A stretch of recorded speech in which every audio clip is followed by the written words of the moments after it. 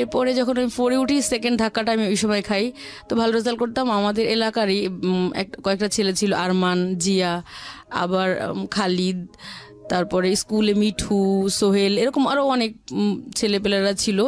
ওরা হচ্ছে আমাকে খুব জেলাস করতো, আমি ভালো রেজাল্ট করতাম। আর ওরকম আমি মিশতাম না, কারোর সাথে কথাও বলতাম না, একটু মুডি ছিলাম আর কি, মুড নিয়ে থাকতাম। থেকে শুরু করছি, যখন আর কি বুঝতে শেখা, সেই সময় থেকে বেশ কিউরিয়াস ছিলাম স্কুলে ভর্তি হওয়ার ব্যাপারে। তো ক্লাস 1-এ ভর্তি হলাম, বেশ হ্যাপি ছিলাম। আমার লাইফের শুরুর দিকটা বেশ ভালোই ছিল। বরিশাল শহরের মধ্যে থাকতাম, আর আমার নানা বাড়ি আর আমাদের বাড়ি হচ্ছে পাশাপাশি আর কি। নানা বাড়ির পাশে আমরা জমি কিনে বাড়ি করেছি। আর আমার বাবা হচ্ছে গভর্নমেন্ট জব করতো ওই সময়। হ্যাঁ। আচ্ছা, আপনি পরিবারের বড় সন্তান? হ্যাঁ, আমি বড়। আচ্ছা। আর আমার আম্মা হাউস ওয়াইফ ছিল। মোট 3 জন ছিলাম তখন আমরা ফ্যামিলি মেম্বার, যখন ক্লাস 1-এ পড়ি। তো বেশ ভালোই যাচ্ছিল, এরকম স্কুলে যেতাম। ফার্স্টেই যখন গিয়েছি খুব ভালো রেজাল্ট করতাম, ফার্স্ট হয়েছি একদম প্রথম পরীক্ষায়। ম্যাথসে 100 মার্কস পেয়েছি এবং খুব ভালো রেজাল্ট করেছিলাম। ভালো স্টুডেন্ট ছিলাম একাধারে, দেখতে বেশ কিউট ছিলাম, খুব ছোট। স্কুলে খুব অল্প বয়সে ভর্তি হয়েছিলাম। যারা অন্যরা ছিল আমাদের সাথে বেশ আমার থেকে হয়তো 1-2 বছর, 3 বছর, 4 বছর এরকম বড় ছিল অনেকে। আমি খুব আর্লি স্কুলে যাই আর কি।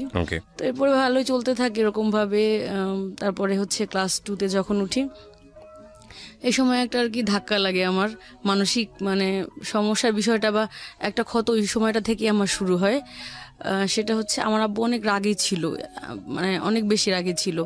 মানে অন্য যে আমার চাচা বা ফুপু টুপুর ওনারা এরকম রাগী না, কিন্তু আমার আব্বা রাগী বেসিক্যালি একটু, আমি জিনগতই বলবো, কারণ আমিও সায়েন্সে পড়েছি, এই জন্য বিষয়টাই বলবো আর কি। না, অনেকেই এক মিনিট এখানে জিন বলতে অনেকেই অন্য কিছু বুঝতে পারেন, মানে বংশগতভাবে, এটা আসলে সায়েন্সের টার্ম। হ্যাঁ, এখানে কিন্তু জিন পরির বিষয় না। ওকে, বংশগতি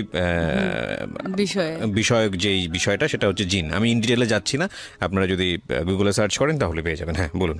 মানে আমার দাদু অনেক রাগী ছিল, উনি মানে ফ্যামিলির একমাত্র মেয়ে ছিল, ওনার ভাইরা অনেক বেশ সম্ভ্রান্ত পরিবারের ছিল। তো ওনার এক ভাই বেশ রাগী ছিল আর কি, একজন মার্ডার হয়েছিল। তো আব্বা হচ্ছে ওই যে মামাদের বংশের ওই রাগী স্বভাবটা পেয়েছিল। আমার দাদা বা আদার্স চাচারা খুব শান্তই ছিল আর কি। তো এই আব্বুর ব্যাড হ্যাক সবকিছুই ভালো, 5 ওয়াক্ত নামাজ রোজা করতো, গভর্নমেন্ট জব করেছে, তারপরে ভালো ছাত্র ছিল, সবকিছুই তা ভালো ছিল, পজিটিভ ছিল, খুব ডিসিপ্লিনড। কিন্তু একটাই ব্যাড হ্যাবিট ছিল, সেটা হচ্ছে কথায় কথায় হাত তোলা আর কি। যে কোনো বাইরে না, যে কোনো, যেমন আমাদের যখন গ্রামে আমাদের বাড়ি আছে, সেখানে চাচাতো ভাই বোনরা ছিল, যৌথ ফ্যামিলি, তো ওদেরকেও নাকি মাঝে মাঝে এরকম চড়থাপ্পড় মারতো আর কি। এটা একটা খুব ব্যাড হ্যাবিট ছিল তার। এবং এটা এখন অবশ্য তার প্রতি আমার কোনো রাগ নাই, কারণ এখন সে অনেক লক্ষ্মী হয়ে গেছে আর পরে অনেক ভদ্র হয়ে গেছে, কিন্তু ওই সময়টা আর কি ছিল এরকম। আর বাবা মার সাথে আমার বয়সের ডিফারেন্সও খুব বেশি না, আমার আম্মার সাথে হচ্ছে 16-17 বছরের ডিফারেন্স। আর প্রথম বেবি, বুঝতেই তো পারেন, তারা খুব একদম একেবারে ইয়ং ছিল আর কি, খুব টকবকে আর খুব উত্তেজিত, এরকম এক্সাইটেড স্বভাবের। তো তখন আমার আম্মা হচ্ছে, আমি ক্লাস 2 প্রেগনেন্সি ছিল। তো একদিন হচ্ছে রাতের বেলা খাওয়া শেষ করলাম আমি, তো আব্বু বললো যে আমি ওর খেতে চাচ্ছিলাম আম্মুর কাছ থেকে, আম্মু আবার ড্রাই এই ধরনের মুড়ি বা এরকম খাবার খেতে পারতো, নাহলে ভমিটিং হতো আর কি। তো এরপর আমি চাচ্ছিলাম, ছোট বাচ্চা তো আমি তো সেভাবে বুঝতে পারি না যে আমি খাওয়া শেষ করেছি আবার আমার খাওয়া উচিত না। তো এই বিষয়টা আব্বু খুব রেগে গেল, সে খুব রাগি, বললো যে ও চাইছে কেন দিলা আর কি, একটা চর মারলো অনেক। আপনি যখন কোন ক্লাসে? ক্লাস 2-এ পড়ি। তখন তো আপনি বুঝতে পারছেন, মানে আপনার নিজের মেমরি থেকেই বলছেন? হ্যাঁ, বুঝতে পারছি। তো একটা চর মারলো, শেষে আম্মু হচ্ছে প্রেগনেন্সি ছিল, এটা বুঝতে পারতাম আমি যে অসুস্থ আমার আম্মু, একদম বেডের উপর থেকে নিচে পড়ে গেল আর কি। এই আমার লাইফে আর কি খুব ছোটবেলা থেকে এই মানসিক একটা অশান্তি শুরু হয়ে গেল আর কি, একটা ক্ষত শুরু হইলো যে এরকম কেমন পুরুষরা কেন নির্যাতন করবে বা এরকম। সেটা যাই হোক, হয়তো পরবর্তী যে ঘটনাগুলো ঘটেছে হয়তো আমার আম্মার কিছু দোষ থাকতে পারে, কিন্তু সেটা অন্য ব্যাপার। কিন্তু এটা আমার কাছে খুব খটকা লাগলো তখন থেকে। First impression is the last impression. হ্যাঁ, একদম শুরু থেকেই আমি কিছুটা ডিপ্রেসড বা এরকম খারাপ আর কি মনোভাব আমার। তো স্কুলে যাই তখন থেকে আমি খুব মনোযোগ দিয়ে পড়াশোনা করতাম আর কি। যে আমার মানে ছেলেদের সম্পর্কে খুব খারাপই একটা ধারণা ছিল যে হয়তো এরকম বা আমার লাইফে এরকম হতে পারে, আমি বড় হয়ে অফিসার হব বা স্ট্রাগল করবো, পড়াশোনা করব, মানে বেসিক্যালি পড়াশোনাটাকে খুব পছন্দ করতাম আর কি। স্কুলে যেতাম, ও স্কুলটার নাম ছিল একাদে চৌধুরী সরকারি প্রাথমিক বিদ্যালয়, ওখানে আমি পড়তাম, ভালো স্কুল বেশ। ওই সময় মানে অন্য স্কুলের তুলনায় খুব উন্নত ছিল আর কি। প্রাইমারি স্কুল তখন কিন্ডারগার্টেন বা ওরকম প্রচলন ছিল কিন্তু খুব কম, তখনও ভালো ভালো স্টুডেন্টরা, এখন তো পড়ে না, পড়তো প্রাইমারি স্কুলে আর কি। যারা আমরা ওখানে পড়েছি অনেকে মেডিকেল কলেজে চান্স পেয়েছে, ভালো ভালো জায়গায় চান্স পেয়েছে বা ভালো সাবজেক্টই পড়েছি আমরা। এরপর সেকেন্ড ধাক্কাটাকে যখন 4-এ উঠি আমি খুব ভালো রেজাল্ট করতাম এবং খুব ভদ্র শান্ত ছিলাম অনেক, যেখানে আম্মু দাঁড়া করে রাখতো ওখানেই দাঁড়িয়ে থাকতাম বা এরকম টাইপের ছিলাম। তো স্কুলে গেলাম আর ক্লাস ক্যাপ্টেনও হলাম। আমার নানা আবার স্কুলের প্রধান শিক্ষক ছিল আর কি, তো ওই স্কুলের প্রধান শিক্ষক স্যার আমাকে খুব আদর করতেন, যেহেতু আমি শিক্ষকের নাতনি, এই জন্য অন্যরকম একটা পরিচিতি ছিল। এরপরে যখন আমি 4-এ উঠি সেকেন্ড ধাক্কাটা আমি ওই সময় খাই, তো ভালো রেজাল্ট করতাম। আমাদের এলাকারই কয়েকটা ছেলে ছিল, আরমান, জিয়া, আবার খালিদ, তারপরে স্কুলে মিঠু, সোহেল, এরকম আরো অনেক ছেলেপেলেরা ছিল। ওরা হচ্ছে আমাকে খুব জেলাস করতাম, ভালো রেজাল্ট করতাম আর ওরকম আমি মিশতাম না, কারোর সাথে কথাও বলতাম না, একটু মুডি ছিলাম আর কি, মুড নিয়ে থাকতাম, কারণ আমার টার্গেট ভালো রেজাল্ট করতে হবে। বা অলরেডি বাসায় তো টুকটাক আমার প্রবলেম হচ্ছে, এগুলো আমি কখনোই শেয়ার করতাম না। তো ওরা হচ্ছে এরকম আমাকে টিজিং করা শুরু করে, জেলাস করে আর কি, যে আমি ভালো রেজাল্ট করতেছি, আমাকে নিচে নামানোর জন্য বা সামাজিকভাবে হেয় প্রতিপন্ন করার জন্য একটা বাজে একটা ওয়ার্ডস দিয়ে, ফেসু ফেসু এরকম একটা শব্দ দিয়ে হচ্ছে টিজিং করতে থাকতো, অলওয়েজই টিজিং করতো এরকম। এটা মোটামুটি ছড়িয়ে দেয় ওই গন্ডিটার মধ্যেই আর কি। তো এরকম টিজিং করতে থাকলো এমন ভাবে, এটা না টর্চার পর্যায়ে আর কি, কি যেন ফেসু ফেসু করে টিজিং করতো আর কি, একদম গলি টলি মোটামুটি অনেকের মধ্যেই ছড়ালো আর কি, ছেলেদের মধ্যে বিশেষ করে। তখন কোনো মেয়েদের ইন্টিমেসি ইনভলভমেন্ট ছিল না। পরে হচ্ছে আমি খুব একটু ডিস্টার্ব ছিলাম, আর আমার একটু প্রবলেম ছিল, অ্যালার্জি প্রবলেম ছিল, আমার বায়ুবর্ণে অ্যালার্জি ছিল, বেশ ঠান্ডা, আর আমি খুব শুকনা ছিলাম, ঠান্ডা থাকতো এমনি হাত পা অনেক। আর শীতের দিনে এক্সাম থাকলে আমার খুব কষ্ট হতো, আমি ভালো এক্সাম দিতে পারতাম না, কারণ কোল্ড অ্যালার্জি ছিল, নাক দিয়ে পানি পড়তো বা হাত পা ঠান্ডা হয়ে যেত, বেশি রাত জেগে পড়তে পারতাম না, সন্ধ্যার সময় ঘুমায় থাকতে হতো লেপ বা কম্বল গায়ে দিয়ে এরকম। তো ওরা এরকম সবসময় উত্তক্ত করতো আমাকে, কোচিং করতে যেতাম 5 স্কলারশিপের জন্য, তখন উত্তক্ত করতো, সবসময় টিজিং করতেই থাকতো। এতে মানসিকভাবে আমি ডিপ্রেস থাকতাম, কারণ বাসায় তো আব্বা আম্মার মাঝে মাঝে টুকটাক আর কি ঝামেলা হতো, এটা নিয়ে অরিড থাকতাম, ছোট বাচ্চা, শেয়ার করতাম না। আবার নেক্সট টিজিং নিয়ে খুব অশান্তির মধ্যে থাকতাম, কাগজ ছুঁড়ে মারতো আমার দিকে, ফুল টুল ছুঁড়ে মারতো স্কুলে যখন পড়তাম, সিঁড়ি দিয়ে ওঠার সময় এরকম। আপনার সহপাঠীরা এসব করতো? হ্যাঁ, আমার সহপাঠীরা এসব করতো। তো আমি তখন খুব খারাপ করে ফেলি, খুব আমার স্কলারশিপ পাওয়ার কথা, ট্যালেন্ট ফুল পাই নাই, বৃত্তি পাই নাই। অন্য ছেলেরা যারা এরকম ডিস্টার্ব করতো তাদের মধ্যে একজন পেয়ে গেছে আর কি। ওকে। এবার 6-এ ভর্তি হলাম, গার্লস স্কুলে ভর্তি হলাম, যেখানে টার্গেট ছিল সেখানে অ্যাডমিশন দিয়েছিলাম, পাইনি। Barishal government girls high school, সবচেয়ে ভালো স্কুল মেয়েদের, ক্যাডেট কলেজের পরেই, তো ওখানে পাইনি। আর দূরেও ছিল, আমার আম্মার বাচ্চা ছিল ছোট ছোট, যেতে পারি না ওইভাবে আর কি। তো জগদীশ সরস্বতী স্কুলে ভর্তি হলাম। এই 2 বছর আমার বেশি একটা প্রবলেম হয় নাই, বাসায় অনেক কাজ টাজ করতাম। তো এই 2 বছর স্কুলে বা বাইরে যাওয়া বেশি প্রবলেম হয়নি, কারণ ওই ছেলেরাও তো আবার ওরা অন্য স্কুলে ভর্তি হয়ে গিয়েছে, বয়েজ স্কুলগুলোতে। রাস্তায় টুকটাক করে টিজিং করতো হালকা, খুব বেশি প্রবলেম হয়নি। আর রেজাল্টও খুব ভালো করেছিলাম, 6-এ খুব ভালো রেজাল্ট করেছি আর 7-এও খুব ভালো রেজাল্ট করেছি। তো ওখানে পড়তে গিয়ে এমনিতে কোনো সমস্যা ছিল না, কিন্তু আমার একটা ক্লাসমেট ছিল নীলাঞ্জনা শীল, তো ও আমাকে খুব কম্পিটিটর মনে করতো। অন্য সব মেয়েরা খুব ভালো ছিল, তাদের প্রত্যেকের সাথে আমার খুব ভালো অ্যাটাচমেন্ট ছিল, আর ও হচ্ছে একটু জেলাস করতো আমাকে। আর ও শিক্ষকের মেয়ে ছিল, ভুলভাল লেখা রাখতো টিচার, ওকে খুব বেশি বেশি মার্কস দিয়ে দিত আর কি, এরকম। পরে আমি হাতে নাতে কয়েকটা ধরিয়ে দিয়েছিলাম, তার জন্য ও আমার প্রতি খুব ক্ষিপ্ত ছিল। স্কুলে ডিসপ্লে করতে আমাকে দেয়নি, ও ডিসপ্লে করেছিল। আমার যখন করতে গেলাম, টিচাররা বললো কি তুমি এটা দেখাশোনা করবো, নীলাঞ্জনাকে দায়িত্ব দিল। ও ফার্স্ট এসে আমার ভুল দিল, ম্যাডাম এটা হয় না, এটা হয় না, এই স্টেপসটা হয় না, মানে আমাকে ডিসপ্লে করতে দিল না। You have very good brain first of all, আপনার এইসব এত ছোট ছোট অপরিচিত আমরা যেখানটায় ছিলাম। তারপর হচ্ছে ও আমার প্রতি খুব ক্ষিপ্ত ছিল, তো নীলাঞ্জনার সাথে মার্কসের ডিফারেন্স হয়ে গেল অনেক। ও সংস্কৃতি পেয়েছে 40, আমি পেয়েছি 95, অনেক বেশি পেয়ে গেছি। তো প্রায় 150 মার্কসের ডিফারেন্স আমি ফার্স্ট হয়ে যাই। ওদিন ও হচ্ছে একদম রেজাল্ট দিয়েছিল সে মাঠের মধ্যে আর কি, মাঠে গড়াগড়ি করে কাঁদতেছিল আর কি, আমি যখন ওর থেকে ভালো মার্কস পেলাম। তো এরপরে আমি, ও কাঁদছিল, আপনার খুব আনন্দ হচ্ছিল? না না না, আমার কখনো আমি এরকম মেন্টালিটি ছিলাম না, আমার আনন্দ হয়নি, কারণ আমি খুব মানে very good, that's really good, cause আমরা অন্যের দুঃখে কখনোই যেন আনন্দিত না হই। যেমন আমি ছোট ছিলাম, অনেকে পাগল প্রতিবন্ধীদেরকে দেখলে হাসতো, কিন্তু আমার খুব জিদ লাগতো কেন প্রতিবন্ধীদেরকে দেখলে হাসবে। আমি সবসময় হেল্প করার চেষ্টা করতাম পুরদেরকে, বা যারা অসহায় ওদের পাশে দাঁড়ানোর চেষ্টা করতাম সবসময়। তো এরপরে আমি হচ্ছে বরিশাল গভর্নমেন্ট গার্লসে অ্যাডমিশন টেস্ট দিই, ওখানে হচ্ছে 3rd হয়ে এবার আর কি অ্যাডমিশন নিলাম। আবার হচ্ছে ট্রান্সফার সার্টিফিকেট দেখিয়েছে আব্বার, কারণ হচ্ছে গভর্নমেন্ট জব করতো ওইভাবে আর কি, তো অ্যাডমিশন নিয়ে নিলাম। এবার আমার উপর আবার টর্চার, হিটে উঠে গেছি, একটু বড় হয়ে গেছি, ওই যে এলাকার পোলাপান গুলো আবার হচ্ছে স্কুলে পিছন পিছন যেত আমাকে, বাজে আজে বাজে কিছু পোলাপান একদম ওই ক্লাসের যেগুলো টিচিং করতো ওগুলো না, অন্যগুলো আর কি ছড়িয়ে দিয়েছে, তো সাইকেলে করে ওরা একদম স্কুলে যেতাম, যেত পিছন পিছন যেত, আর পিছন পিছন হচ্ছে টিচিং করতে করতে যেত। ওইটাকে ঘিরে এমনিতেও মানে প্রেম করার জন্য ঘুরতো অনেক ছেলেপেলেরা। আর একটা জিনিস খেয়াল রাখবেন, বারবার হচ্ছে রাইট, আমাদের একটু ইন্টারাপ্ট করছি আপনাকে, একটা জিনিস অবশ্যই খেয়াল রাখা দরকার প্রিয় শ্রোতা, যে যারা কখনো এই ইফটিজের শিকার হননি তারা আসলে বুঝবেন না যে এটা আসলে কতটা ভয়ানক হতে পারে। খুব স্বাভাবিক না, একটা মানুষ, আপনি ধরুন আপনি নিজেকে চিন্তা করুন, একটা ছেলে কিংবা মেয়ে না, আপনি ঘর থেকে বের হয়েছেন, আপনার চারপাশের লোকজন আপনাকে অন্য একটা নামে খ্যাপাচ্ছে, একবার দুইবার সেটা ভালো লাগতে পারে বা আপনি হয়তো নেগলেক্ট করতে পারেন, কিন্তু এটা যদি ঘর থেকে বের হলে কন্টিনিউয়াসলি হতে থাকে এবং উল্টাপাল্টা আচরণ যদি হতে থাকে, তখন কিন্তু আপনি মেন্টালি ইমব্যালেন্স একটা পর্যায়ে পৌঁছে যাবেন। এবং শিশুদের ওই যৌক্তিক ব্যাপারটা কিন্তু মাথায় থাকে না, তখন ওর বয়স কিন্তু শিশু বয়স, এবং এটা কিন্তু র্যান্ডামলি বাড়ছে, যেটা স্কুল থেকে ধীরে ধীরে হাই স্কুলের দিকে যাচ্ছে। এগুলো একটু নোট রাখবেন। বলেন। তারপর হচ্ছে ভালো রেজাল্ট করতে না পেরে আমার বাসায় রাত্রেবেলা ঢিল মারতো যখন আমি পড়তে বসতাম। আমাদের 5 তলা ফাউন্ডেশন ছিল, টিন শেড, ওটা ছাড়া আমাদের আরেকটা বাড়ি আছে, আমরা এখন ওখানে থাকি আর কি, কিন্তু ওই সময় ওইটা ছিল আর কি, ওখানে ভাড়া দিয়ে দিয়েছি।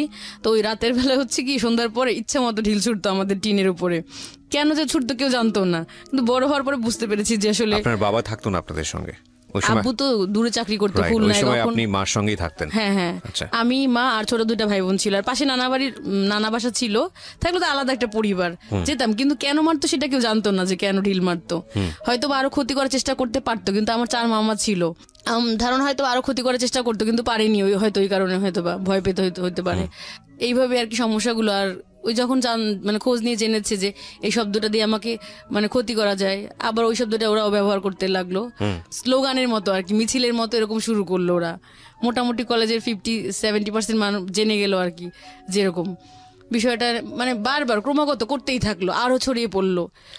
তারপরে হচ্ছে আমি যখন ক্লাসে আসতাম, যেতাম হচ্ছে করিডোর দিয়ে, হ্যাচ্চো হ্যাচ্চো করে আমার গায়ের মধ্যে, চিন্তাও না আননোন ছেলেপেলেরা একদম থুথু ছিটিয়ে বা ওই যে সর্দি টর্দি কফ এগুলো ছুটিয়ে মানে ফেঁচু ফেঁচু হ্যাচ্চো হ্যাচ্চো করে আমার মুখের মধ্যে এসে একদম এরকম অ্যাটিচিউড করতো, যত ধরনের বিকৃত আচরণ করা যায় সর্বোচ্চ পর্যায়গুলো করতো। তারপর রাস্তা দিয়ে যেতাম, একটা পাগলি ছিল, ওই পাগলিটাকে শিখাই দিত, বলকে ফেসু ফেসু বল, ওই পাগলিটা নাচতো আর ফেসু ফেসু বলতো, বলে থুথু দে, আমার গায়ে থুথু পর্যন্ত দিয়েছে। My goodness. এরকম ভাবে মানে পাগলিটাকে দিয়ে দেওয়া হতো, বিভিন্ন ভাবে ভাই অত্যাচার করতো আমার উপরে। আমাকে ভয় দেখানোর জন্য একটা ছেলে, আমি নাম বলবো না, সে পরবর্তীতে মেডিকেল কলেজে চান্স পেয়েছিল এবং একটু টেররিস্ট টাইপের, পুলিশের ছেলে আবার। তো সে একবার কি করলো, আমাকে ভয় দেখানোর জন্য, আমি নিয়ে বসেছিলাম ক্লাসরুমের মধ্যে, পদার্থ বিজ্ঞান বই পড়তেছিলাম, আমাকে ভয় দেখানোর জন্য দরজা আটকায় ফেললো এক পাশ থেকে, মানে ধর্ষণ এরকম টাইপের ভয় দেখায় অনেকে, দরজা আটকায় ফেললো। আমার বান্ধবী কি করলো, দৌড়ে বের হয়ে গেল ক্লাসরুম থেকে, কিন্তু আমি আর বের হই না, আমি এবার এমনিতে খুব স্ট্রিক্ট ছিলাম, কারণ আমি তো অনেক বিপদের সম্মুখীন ছিলাম, ভয় পেলে তো আমাকে চলবে না, তো আমি বের হইনি, পরে নিজেই খুলে দিল আর কি। প্রতিনিয়ত বিভিন্ন ভাবে, মানে কয়টা বলবো আর কি, সপ্তাহে তো আমার মনেও নাই, এরকম ভাবে মানে অত্যাচার করতেই লাগলো একটার পর একটা আমার উপরে আর কি। এর মধ্যে আমি সায়েন্স ফেয়ারে পার্টিসিপেট করলাম, তখন হচ্ছে আমি ফার্স্ট হলাম বরিশালে আর কি, বিভাগীয় পর্যায়ে, সবগুলো ঝালকাঠি, বরগুনা যেগুলো অন্য জেলা আছে সবগুলোর মধ্যে আর কি ফার্স্ট হলাম। তো ওই প্রজেক্টটা নিয়ে আমি ঢাকায় আসলাম, চিনমৈত্রী সম্মেলন মানে বঙ্গবন্ধু যে সম্মেলন কেন্দ্র, এটার উদ্বোধনী ছিল, তখন প্রাইম মিনিস্টার ছিল খালেদা জিয়া আর কি, উনি অনুষ্ঠানটা উদ্বোধন করলেন।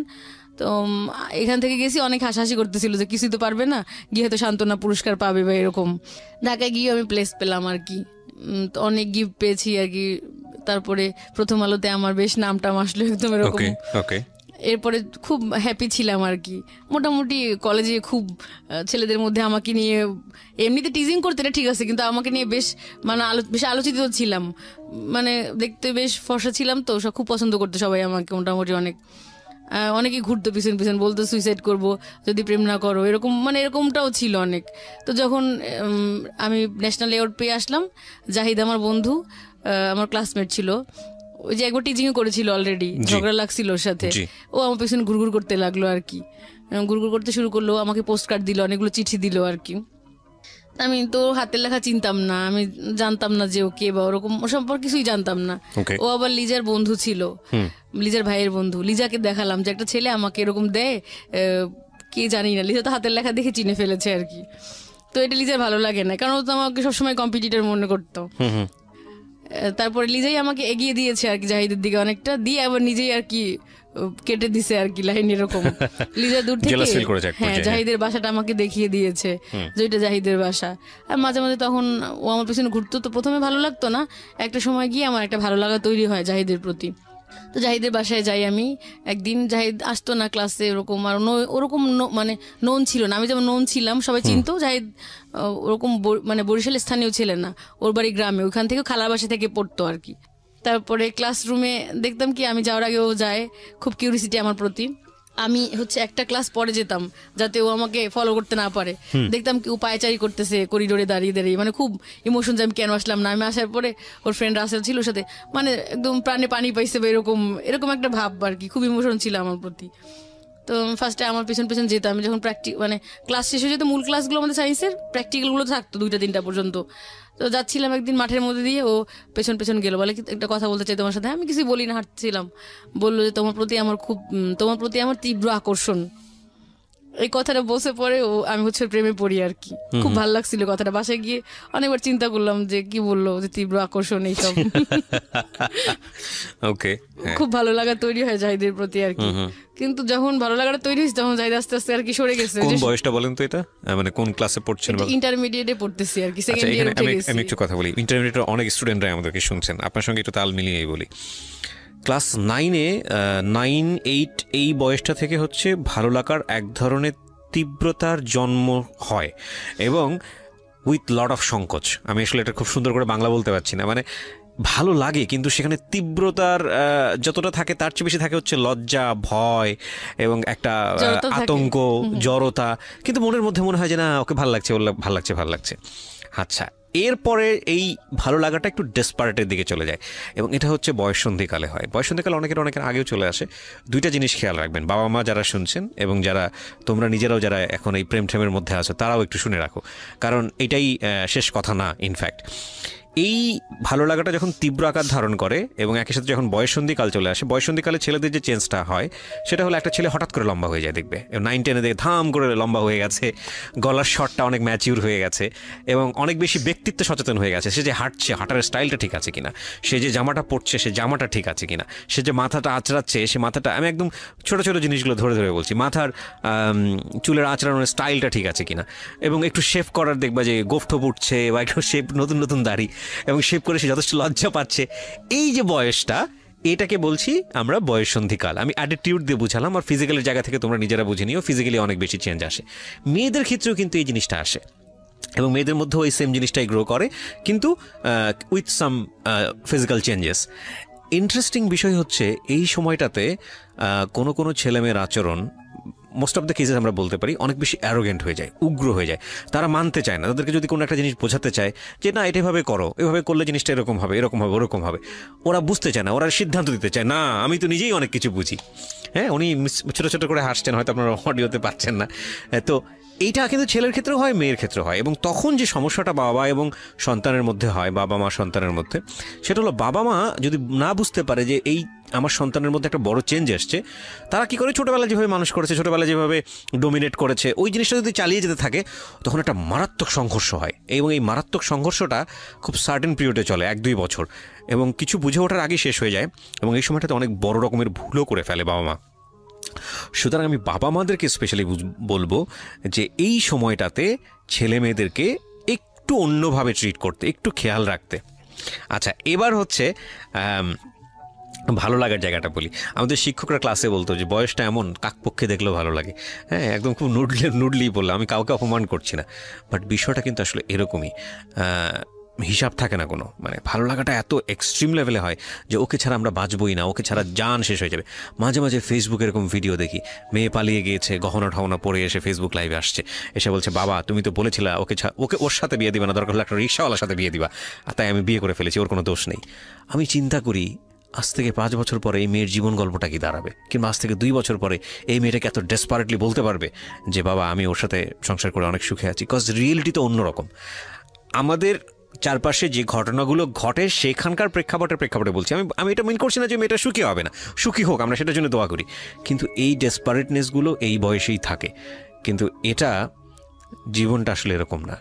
কজ ভালোবাসার তীব্রতা অবশ্যই থাকবে, সেটা সবার জীবনেই আসুক, কিন্তু সেই তীব্রতা আমাদেরকে যেভাবে 4-5টা সম্পর্কে অনেক বেশি ব্ল্যাঙ্ক করে ফেলে, অন্ধ করে ফেলে, যে না ওকে ছাড়া আমি বাঁচবই না, ওকে ছাড়া আমার জিন্দেগি তামা তামা, কিংবা ওকে ছাড়া আমি নিঃশ্বাসই নিতে পারতেছি না, বিষয়টা আসলে এরকম না। এটা একদম এক্সট্রিম একটা ফিলিংস। এই এক্সট্রিম ফিলিংস সারা জীবন থাকে না। আমি আপনাদেরকে এবং তুমি করে বলি, because you are much younger than me, ওই স্টেজ আমি পার করে এসেছি। আমি আমার নিজের জীবন থেকে বলছি, ভদ্রমহিলা যিনি এখানে আছেন নিজের জীবন গল্প বলার জন্য, উনি হয়তো এগ্রি করবেন, এটা থাকে না। এবং এটা যখন থাকে না তখন অনেক কিছুর হিসাব শুরু হয়। এই হিসাবে গিয়ে যদি ছেলেটা মেয়েটার কাছে হেরে যায় বা মেয়েটা ছেলের কাছে হেরে যায়, তখন শুরু হয় দুর্বিষহ জীবন। সুতরাং যারা অনেক বড় রকমের মারাত্মক ফিলিংস নিয়ে কোনো একটা ছেলে কোনো একটা মেয়ের কাছে আছেন, কিংবা কোনো একটা মেয়ে কোনো একটা ছেলের কাছে আছেন, একটু রেস্ট নেওয়া প্রয়োজন। এটাই কিন্তু বাস্তবতা নয়, একটু সময় যাওয়া প্রয়োজন। সুতরাং হুটহাট করে আমরা যেন কোনো ভুল না করে ফেলি। জি, আপনি যেটা বলছেন আমার মনে হয় সেই স্টেজের কথাই বলছেন আপনি, যে সেই সময় যে যা খুব ভালো লাগতো, হ্যাঁ একটু রাস্তাতে হেঁটে গেলেই মনে হতো আহা, একটু হাতটা ধরতে পারলে মনে হলো আহা, এই হাতটার কখনোই সাবান দিয়ে ধুবো না, থাকুক ওর শরীরে, ওর একটা স্পর্শ থাকুক। সেই বয়সের কথাই বলছেন, বলুন তারপর। তো ঘুরতে লাগলো, ঘোরার কারণ হচ্ছে যে আমি ন্যাশনাল অ্যাওয়ার্ড পেলাম, এটা খুব পছন্দ করতো আর কি। আচ্ছা। তারপর ডিবেট করতাম ওর সাথে, আমি একসাথে ডিবেটও করেছি। আচ্ছা। তো খুব তাকিয়ে থাকতো ডিবেট করার, আমি চাইতাম শিখতে, আমার শেখার আগ্রহটা বেশি ছিল যে ও একটু ভালো পারে শিখবো। কিন্তু ও হচ্ছে আমার বলতো আমার হাসি নাকি খুব সুন্দর, ঝংকার দেয়, এটার কানে বাজে, মানে অনেক ধরনের লোভনীয় কথাবার্তা বলতো আর কি, খুব ইমোশন দেখাতো। মানুষের প্রশংসা করে অনেক দুর্বল করে ফেলা যায়। হ্যাঁ, অনেক দুর্বল করে ফেলেছে আর কি। তো আমি চেঞ্জ হতে শুরু করলাম। এর আগে ছেলেদেরকে আমি খুব ঘৃণা করতাম। একদিকে বাবার প্রতি আমার খুব আক্রোশ ছিল, একটু নারীবাদী টাইপের ছিলাম কিছুটা, কবিতাও লিখতাম এরকম। তারপর হচ্ছে আব্বুর বিরুদ্ধেও কবিতা পড়তাম এরকম, যে আমরা তো জানি আকাশ আদিম পুরুষ, পৃথিবী রমণী, তবে কেন 2 হাতে শিকল পরিয়ে রেখেছো, 1000 বছর ধরে কেন তুমি সূর্য দেখতে দাওনি, এরকম মানে কবিতা পড়তাম। তা আব্বু হাসতো বা অবাক হইতো এরকম। আর ছেলেরা যদি ব্যথা পেতো আমি খুব মজা পেতাম, কারণ যে এই প্রিজিং করতাম তো খুব আক্রোশ ওদের প্রতি। তো ফার্স্টে আমার মধ্যে চেঞ্জ আসলো। জাহিদ একদিন ব্যথা পেলো বেঞ্চের সাথে, লোহা ছিল, লোহার পেরেক গুলো কেটে গেল, পা দিয়ে রক্ত বের হলো, দেখি আমার চোখ দিয়ে শুধু পানি পড়তেছে। প্রথম কোনো ছেলের জন্য আমার হচ্ছে কষ্ট হলো। ভেরি ইন্টারেস্টিং থিং, দেখেন উনি ছোট ছোট জিনিস কিন্তু কত বিউটিফুল, কত সুন্দর করে মনে রেখেছে বিষয়গুলো। ওকে, তারপর ওর হচ্ছে চোখে প্রবলেম হলো, ঢাকায় আসলো ট্রিটমেন্টের জন্য। তা আমি বললাম আল্লাহ জানো আমার চোখ দুটো নষ্ট হয়ে যায়, ওর চোখ যেন ভালো হয়ে যায়। চলে আসলো আমার মানে এরকম। তো ও অলরেডি আমি একটু মিস করে গেছি যে এই যে টিজিং করতো, এর মধ্যে আমি খুব মেন্টালি অনেক আপসেট হয়ে গিয়েছি। রাতে আমি খুব খারাপ স্বপ্ন দেখতে শুরু করলাম, বিষণ্ণতা শুরু হলো। এর আগেও টিজিং করতো বা ফ্যামিলি প্রবলেম ছিল, কিন্তু তখন আমার বিষণ্ণতাটা শুরু হয়নি, এখন আমার বিষণ্ণতা শুরু হয়েছে আর কি। তো আমি রাতে সবসময় সাপ স্বপ্নে দেখতাম। তারপরে দেখতাম যে আকাশ ভেঙে ভেঙে আমার মাথার উপর পড়ছে, বড় বড় ট্রাক আমার বুকের উপর দিয়ে চাপা দিয়ে যাচ্ছে, যত ধরনের খারাপ মানে বিকৃত ভয়ঙ্কর বিভৎস স্বপ্নে দেখতে শুরু করলাম আর কি। ন্যাশনাল অ্যাওয়ার্ড পাওয়া এগুলো খুব পছন্দ করতো আর কি। একসাথে দুজনে কম্বাইন ভাবে চ্যাম্পিয়ন হয়েছি। তারপর আমি খেলাধুলায় পুরস্কার পেয়েছি আর কি, লুডোতে চ্যাম্পিয়ন হয়েছিলাম। মানে মোটামুটি পড়াশোনায় ভালো রেজাল্ট করেছিলাম, টেস্ট পরীক্ষাতেও আমি হচ্ছে 9ম হয়েছিলাম। আবার দেখতে বেশ সুন্দর ছিলাম, আবার হচ্ছে এই কালচারাল প্রোগ্রামগুলো বা এগুলোতেও ভালো করতেছিলাম, এই জন্য খুব পছন্দ করতো আমাকে। তো এরপরে একটা সময় আস্তে আস্তে মানে সরে যেতে থাকলো, যে বাসা থেকে তো অলরেডি বাসায় গিয়ে বলে দিয়েছে লিজা হাসান বা অনেকে, জানি না আমি কে বলছে। আস্তে আস্তে দূরত্ব মেনটেন করতে থাকলো, অ্যাভয়েড করতে থাকলো। আমি যত উইক হই ও তত হচ্ছে আস্তে আস্তে দূরে সরে যেতে থাকে আর কি এরকম। পোস্ট কার্ড দেওয়া সব বন্ধ দিয়েছিল কয়েকটা, আমি ভয়ে পানিতে ফেলে দিয়েছি। আর একদিন ওদের বাসায় গিয়েছিলাম, যার সময় আব্বু আবার দেখছে যাইতে রিক্সায়, তো এই জন্য সেও একটু সন্দেহ করতো যে কেন গেল, বা আব্বু তেমনি রাগি আর সন্দেহবাতিক টাইপের, কিছু বলতো না কিন্তু ইনডাইরেক্টলি একটু টর্চার করতো আর কি। আর যখন আমার হচ্ছে ফার্স্ট ইয়ার ফাইনাল পরীক্ষা দিলাম, এটা খুবই দুঃখজনক একটা ঘটনা ছিল আমার জন্য। তো আম্মা অনেক রাগী ছিল আর কি। আমার ভাই যে পড়াশোনা করতো না, সে হচ্ছে সমস্ত বইপত্র সব ফেলে দেয়। আমার ওদিন জুওলজি পরীক্ষা ছিল, আমি আবারও ভালো প্রস্তুতি নিয়ে খুব খারাপ করলাম আর কি। আমার 80 ক্রস করা টার্গেট ছিল, সেখানে আমি 78 পেলাম। তো আমি আবার জিদ করে হচ্ছে পড়াশোনা করতে ভালো লাগতো না, যে এরকম বারবার চেষ্টা করতেছি, বারবার হচ্ছে খারাপ হচ্ছে। এই জাহিদ ঘুরতে লাগলো, তখন এক ধরনের ভালো লাগা অনুভূতি, নিজের মধ্যে চেঞ্জ চলে আসলো অনেক। এর আগে হচ্ছে অনেক সবাইকে আমি মোটামুটি কম্পিটিটর মনে করতাম, যে আমি খুব ভালো রেজাল্ট করবো, কম্পিট করবো, ডিবেট করতাম, এগুলোতে হচ্ছে আমি ফার্স্ট হইতে হবে, আমাকে সবাইকে টপকায় যেতে হবে এরকম। যখন জাহিদের প্রেমে পড়লাম আমার মানসিকতা একদম চেঞ্জ হয়ে গেল, প্রচন্ড রকম মানবিক। এর আগে একটু অহংকার ছিল অন্যরকম, তারপরে অন্যরকম ব্যাপার ছিল যেগুলো একদম চেঞ্জ হলো, অনেক ভালো হয়ে গেল মন মানসিকতা। কাউকে আর কম্পিটিশনটা টর মনে করতেছি না, কাউকে জেলাস করতেছি না, কাউকে হচ্ছে ওরকম ভাবে মানে একদম মনে হতো যে ও জিতলে আমি জিতবো আর কি, আমি হেরে গিয়ে ওকে জিতাইয়ে দিই, এরকম একটা মানসিকতা আর কি তৈরি হলো আমার। যাই হোক, এরকম টিজিং তো চলতেই থাকলো। আর জাহিদ আমাকে যে একটু আমি ওর প্রতি উইক হলাম, এর আগে তো ও ঘুরছে আমার পিছনে, যে আমি দুর্বল হলাম এই ও আমাকে উল্টা টর্চার করা শুরু করলো, বললো তোরই দোষ, পোলাপান তোরে টিজিং করে কেন, নিশ্চয়ই তুই কিছু করছো, তোরই দোষ। আর লিজাও এরকম ভাবে টর্চার করতে শুরু করলো, বলে যে আমাদেরকে তো কেউ টিজিং করে না, তোমাকেই করে, সেই লিজার অনেক মানে এরকম ভাবে আমাকে মেন্টাল টর্চার করতে লাগলো আর কি। আমি খুব হতাশ আর কি মোটামুটি এরকম। তো পরীক্ষার আগে আগে আমি স্বপ্নে দেখলাম কি যে একটা লাল শাপলা বড় একটা নদীর মধ্যে অনেক চেষ্টা করতেছে টিকে থাকার, আর অনেক ঘোলা পানি আর কি, ওকে বারবার ঢেউ দিয়ে উঠায় ফেলার চেষ্টা করতেছে, ও চেষ্টা করতেছে টিকে থাকার, আর ওরা ও মানে পানিটা ওকে উঠায় নিতে। একসময় শাপলা শিকড়টা উঠে গেছে একদম, পুরো মূল সহ একদম উঠে গেছে আর কি, এরকম স্বপ্নে দেখছি। এরপর তো পরীক্ষা দিলাম, এপ্রিল মাসে পরীক্ষা শুরু হলো। এর আগের বছরগুলোতে ছেলেমেয়েরা কম্বাইন্ড ছিল আর কি, মোটামুটি দেখে দেখে লেখার সুযোগ ছিল ছেলেদের কাছ থেকে। ওই যে রাকিব, সানজিদ, মিঠুর আমাকে টিজিং করতো, ওদের সাথে আবার মুন্না পাশাপাশি রোল ছিল আমাদের। হ্যাঁ, এমনিতে ওরা টিজিং করতো কিন্তু কোনো স্ক্যান্ডাল ছড়ায়নি, বা ওদেরটা দেখে দেখে লেখার সুযোগ ছিল, ওরা ভালো ছাত্র ছিল, এমনি দেখাবে আর কি, এরকম হয়তো টিজিং করতো, এরকম মেন্টালিটির। কিন্তু ওই বছর মেয়ে ছেলে আলাদা করে পড়লো। তারপরে বরিশাল কলেজে সিট পড়লো আর কি, 4 তলায় পড়লো, সেখানে কোনো ফ্যান ছিল না, কি যেন একটা গ্যাঞ্জাম হয়েছিল এর আগে, মারামারি কলেজে ফ্যান ট্যান আবার সব নিয়ে গেছে এরকম। তো প্রচন্ড গরম ছিল একদম, গ্রীষ্মের মানে এপ্রিলের দিকে পরীক্ষা, আমার গলার স্বর বসে গেছিল একদম, অনেক সিক থাকতাম, আমার তো অ্যালার্জি আছে, কোল্ড অ্যালার্জি, কফ টফ এরকম ছিল। ছেলেরা খুব ভালো রেজাল্ট করেছে, ওরা দেখে দেখে লিখছে, বা দেখছি আশেপাশে তো তাকিয়ে দেখেছি আর কি। তো এরপরে পরীক্ষা দিলাম ভাই, যখন আমি মানে এমন মানসিক অবস্থা হলো আমার, ডিপ্রেস থাকতে থাকতে, যে আমি ঠিক মতো ওই শিটগুলো ফিল আপ করতে পারতাম না। আমার রোল ফিল আপ করলে মনে হতো আমি ভুল করছি, মনে হয় এটা করছি, এরকম এই মানসিক অশান্তি শুরু হলো আমার আর কি সেকেন্ড ইয়ার থেকে। টিচিং করতে করতে এমন অবস্থা, জাহিদ আমাকে মেন্টাল টর্চার করতেছে, লিজা করতেছে, তোমাকে কেন বলে, নিশ্চয়ই তোমার প্রবলেম আছে, জাহিদ বল তোর দোষ।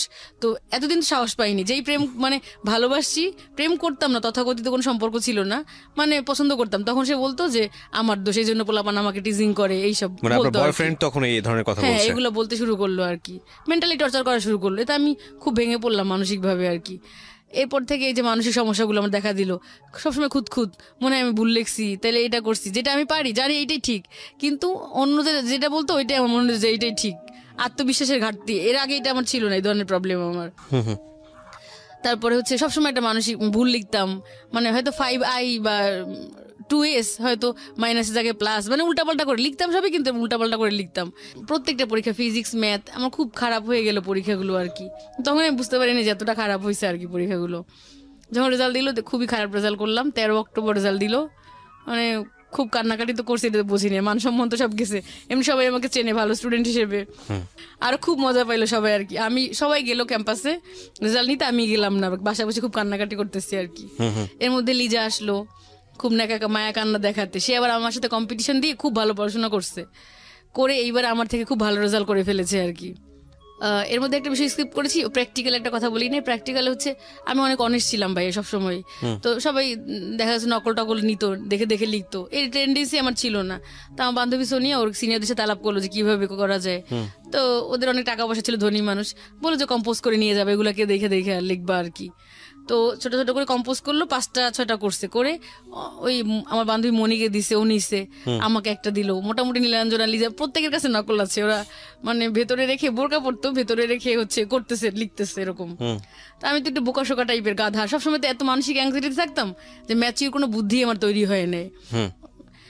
আমি করছি কি, এটা সাদা স্বচ্ছ ফাইল নিয়ে গেছি, পদার্থবিজ্ঞান পরীক্ষার দিন ট্রান্সপারেন্ট ফাইলের মধ্যে উপরে রেখে দিছি ইয়েটা আর কি, ওই যে কম্পোজ শিটটা। আর ওরা তো মোটামুটি বিভিন্নভাবে আর কি রেখেছে, এমন ভাবে যে বের করে লিখতেছে। স্যার উঠেই ফার্স্টে আমার ইয়েটা দেখলো আর কি, ফাইলটা খুললো, দেখাই তো যায় এটা স্পষ্ট ভাবে, দেখলো যে এটার মধ্যে নকল আছে আর কি। আসলে তো আমি ওটা নিজে নেই না, ওটা আমার বান্ধবী দিছে পরীক্ষার সময়, আমি ওটার মধ্যে ঢুকাই রাখছি। তো স্যার খুব খেপে গেছে যে নকল করে, এই মেয়ে মনে হয় এরকম ভাবে নকল করছে, এসসিতে কি রেজাল্ট করছিল তুমি ফিজিক্সে? আমি বললাম স্যার আমি A+ পেয়েছি। বলে নিশ্চয়ই নকল করে পাইছো। আসলে ভাই এরকম আমি কোনোদিনও না, সে তো বিশ্বাস করবে না। তারপর খুব খেপছে যে আমাকে ফেল করাই দিবে আর কি। তা আমি আবার টেস্টে প্লেস পেয়েছিলাম। স্যাররা অনেক, স্যারদের সাথে আমার খুব ভালো রিলেশন ছিল, বিশেষ করে ম্যাথ আর বোটানি টিচারের সাথে খুবই ভালো সম্পর্ক ছিল। ওই দুইজন টিচারের প্রিয় ছাত্রী ছিলাম আমি আর কি। তো এই স্যাররা বললো যে না আসলে এরকম ওরকম না, হয়তো ভুল কি বলছেন জানি না, হয়তো ন্যূনতম একটা মার্কস দিয়ে পাশ করাই দিছে হয়তো, বা এই জন্য স্কোর আরো খারাপ হয়ে গেল আমার। তো খুবই খারাপ রেজাল্ট করে ফেললাম, মেডিকেল কলেজে তার পরীক্ষা দিতে পারবো না। কি যে খারাপ সময় গেছে আমার লাইফের, নিশ্চয়ই একদম জীবনটা ভাই আমার অন্ধকারে হারিয়ে গেছে। এরকম খুবই মানসিকভাবে ভেঙে পড়ছি আমি। প্রতি রাতে আমি বসে থাকতাম চেয়ারে, ঘুমাতে পারতাম না, মনে থেকে সুইসাইড করি। আব্বা আম্মা মানে খুব অরিড থাকতো, তারা শান্তিতে ঘুমাতে পারতো না আর কি। এরপর আম্মা টর্চারে আর মামিদের টর্চারে একদম অতিষ্ঠ হয়ে গেলাম আমি। পরে আমি সিদ্ধান্ত নিলাম যে প্রপোজালটা আসবে, যে আসুক, কানা খোড়া যে আসুক, আমি তাকে বিয়ে করবো আর কি, এরকম টার্গেট করলাম।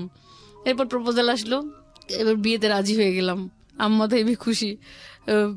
এবার খুঁজে খুঁজে ভাইয়া শহরের মধ্যে অনেক ভালো ভালো ছেলেরা ছিল, আমাকে পছন্দ করতো বা বেশ সচ্ছল পরিবারের ছেলে ছিল, কিন্তু আমার না খুব আনইজি লাগতো যে বিয়ে করবো, তারা জানবে যে ফেসু ফেসু ডাকে, দেবর বা ননদ থাকলে না হাসে, কি করে, সবসময় এরকম একটা মানসিক এংজাইটির মধ্যে থাকতাম। আমি ভাবছিলাম যে বিয়েই করবো না আর কোনোদিন। প্রচন্ড একটা অশান্তির মধ্যে দিয়ে যাচ্ছি না আমি, প্রচন্ড স্ক্যান্ডাল ছড়িয়ে গেছে এরকম। তো এরপরে হচ্ছে গ্রামের দিকে ছিল বাড়ি, ইঞ্জিনিয়ার। ভাবলাম যে গ্রামের দিকে বাড়ি, অনেক দূরে আমাদের থেকে, হয়তো জানবেই না কোনোদিন, তাহলে এখানেই রাজি হয়ে যাই। বেশ ধনী, মানে ধনীও না, সাধারণ পরিবার একদম। ইচ্ছা করলে আমি অনেক ধনী পরিবারে বিয়ে করতে পারতাম এরকম, বা অনেক ফ্যাসিলিটি দিয়ে বিয়ে মানে অনেক গর্জিয়াস অনুষ্ঠান হইতো এরকম। তাই রাজি হলাম। কিন্তু ভাই ওর মা ঠিকই খোঁজ নিছে, মা খুব মানে শাশুড়ি আম্মা খুব চালু ছিল আর কি, চালাক। ঠিক ভাই ওই শাহাবুদ্দিন নীলাঞ্জনাশীল একদম তাদের কাছে এসেই পৌঁছাইলো।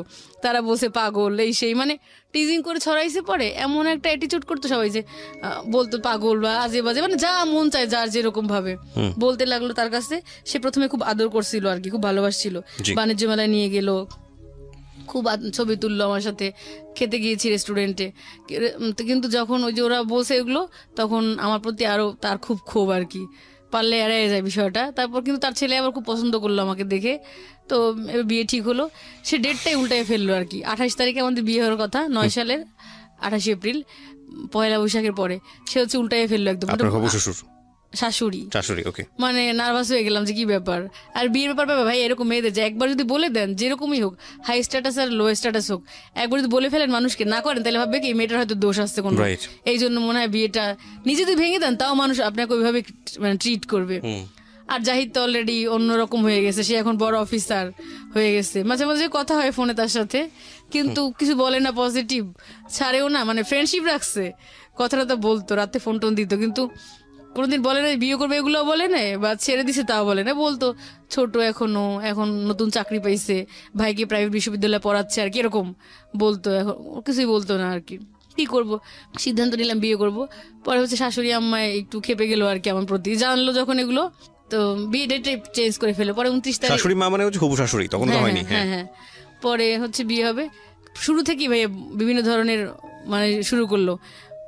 প্রথম দিন যদি আমাদের আক্ত হয়ে মসজিদে হয়েছে, বাসা আসতে দিবে না আমাদের বাসায় আর কি, বিয়ে করে চলে যাবে ওদের, মানে ওর খালা বাসায় উঠছিল না ওখানে আর কি। আমাদের সবাই মামা মামি খালামুনিরা অপেক্ষা করতেছিল যে ও আসবে, ওর বন্ধুদের নিয়ে দেখা করবে, যে ছেলেটা কেমন, দেখে নাই আর কি তারা কেমন, আসতে দিবে না। পর অনেক রিকোয়েস্ট করলাম সবসময়, মানে সে এমন একটা ট্রাপ তৈরি করে রাখলো যে সবকিছু তার কাছ থেকে পারমিশন নিতে হবে, আর তার ছেলে তার পারমিশনেই চলে, এটাও সত্য কথা। রিকোয়েস্ট করতে করতে আসতে দিল, আধা ঘন্টা তার টাইম বেঁধে দিল যে আধা ঘন্টা থাকতে পারবে। ওর 5টা ফ্রেন্ড নিয়ে আসলো। তারপরে ফোন দিয়ে বললো যে তোমাদের বাসা থেকে 3 ভরি চেইন কেন দিল না।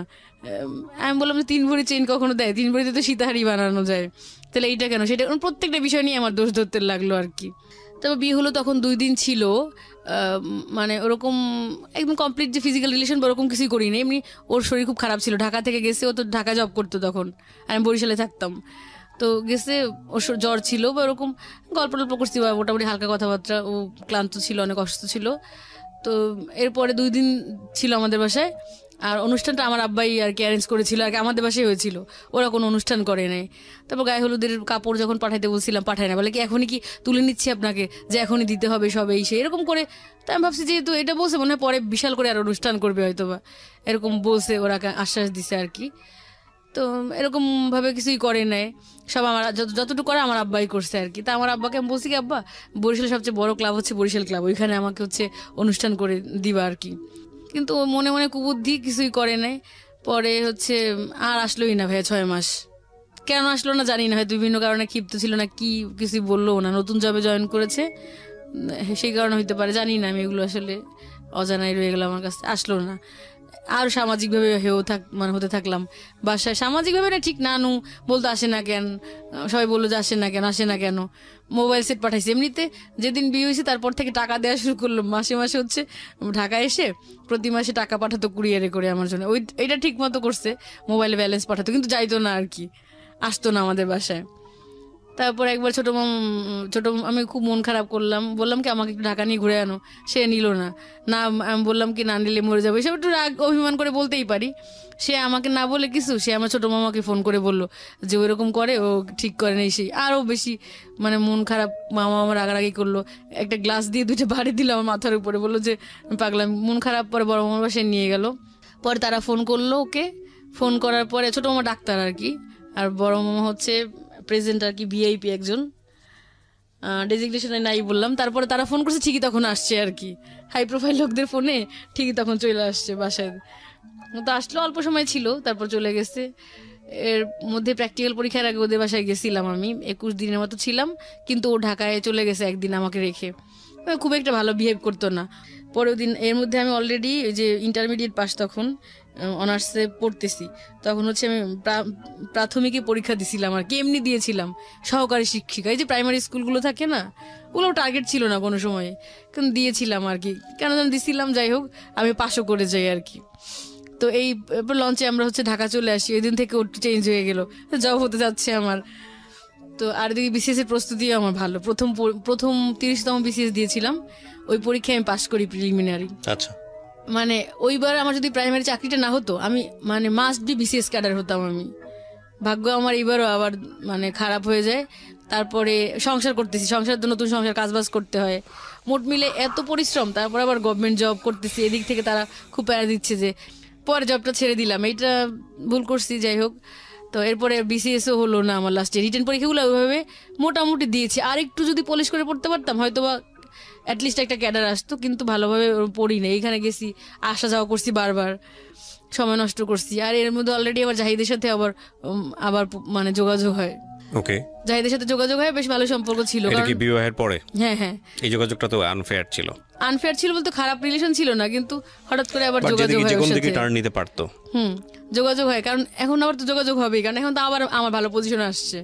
যখন ইন্টারমিডিয়েটে পড়তাম ভালো পজিশন ছিল, মেডিকেলে পড়বো তখন ভালো সম্পর্ক ছিল, আবার যে এখন বিসিএস ক্যাডার হবো। আপনার বর্তমান কি অবস্থা?